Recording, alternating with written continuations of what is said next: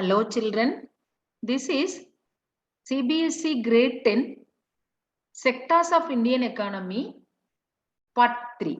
In this session let us see where the more number of people are employed. Okay, in which sector, whether they are in primary, secondary or tertiary. Let us see now.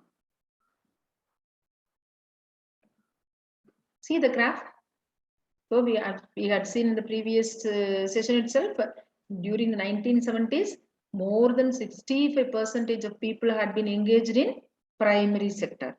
Even now, if you refer in the 2010, see more than 55% of the people are engaged in primary sector. More number of people are engaged in primary sector.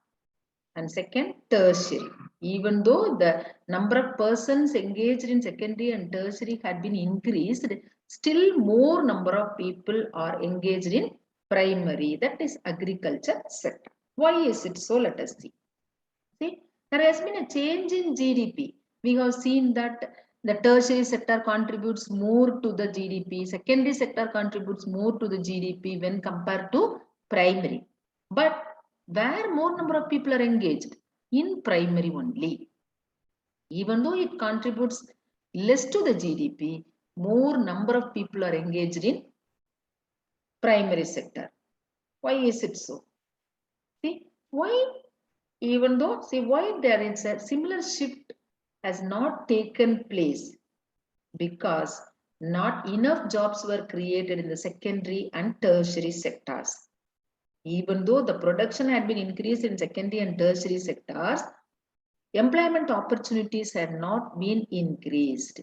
The reason is there were not enough jobs were created in secondary and tertiary sectors. See, industrial production went up by 9 times, but employment went up by 3 times. See, production 9 times now. Employment also could have been increased by at least 6 times, 7 times, no? So, production by increased by 9 times in secondary sector and employment by 3 times only increased. When you move on to the tertiary sector, production rose by 14 times, employment by 5 times. 1/3 of the time only the employment opportunity was increased.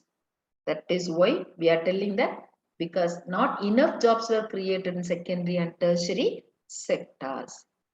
Okay. As a result, more than half of the workers in the country are working in primary sector, mainly in agriculture, producing a quarter of the GDP.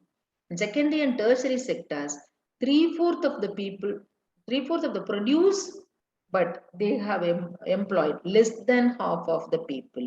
I mean, in primary sector, more than half of the people had been engaged. I mean, 55% of the people had been engaged, but it contributes only 1/4 to GDP. But secondary and tertiary sectors, less than half of the people had been engaged.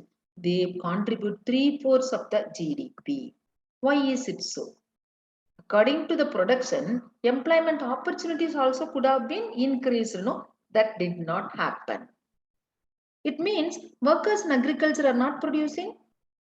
Are they not producing? Shall we take it in that sense? No.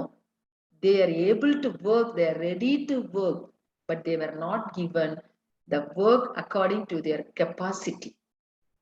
So it means the people in agriculture are more than necessary. More people in agriculture than necessary. I mean, if the work can be completed with 10 laborers, for example, but laborers in agriculture field available 30. So it will be seen that the work to be completed by 10%, but available laborers are 30. All the 30 are engaged in producing that work, completing that work. So it will be looking that 30%, all the 30 people are employed.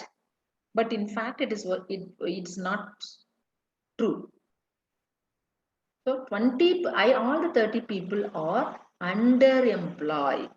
Can you understand? 10 people's work is done by 30 people. So the plus 20 people are excess. They are excess than required. Okay.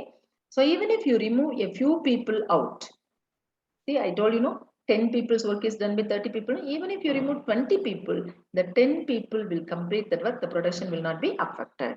So the workers in agriculture sector are underemployed. All the 30 were not given the work. The full work is not given. This is called underemployed. So here the labor effort is divided. The labor effort gets divided. It looks that all are working. Everyone is working. None remains idle. Everybody is working.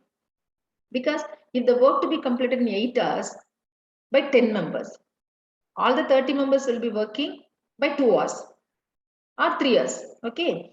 So it looks that everyone is working, but none remains idle. Naturally, labor effort gets divided. Each one is doing some work, but no one is fully employed. So this is underemployed. Why? The people are working but are made to work less than their potential. They were not given the work up to their potential. They are made to work less than their potential. They are ready to work, but they are made to work less than their potential. This is the reason why even more number of people are engaged in primary sector. It contributes less to the GDP. Because all the 55% people are not given the work.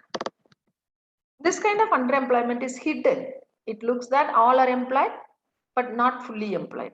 So this is also called disguised unemployment. Okay.